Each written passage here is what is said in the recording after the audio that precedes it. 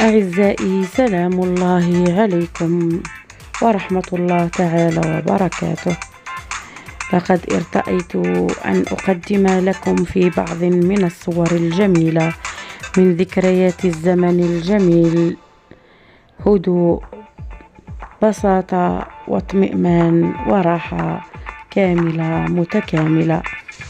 فيه عائلاتنا متجمعة والبرد القارس يحن إليه بعضنا البعض إلى دفء العائلة. ذكريات جميلة ترجع بنا إلى الزمن الجميل، دفء العائلة وحنان الأب والأم.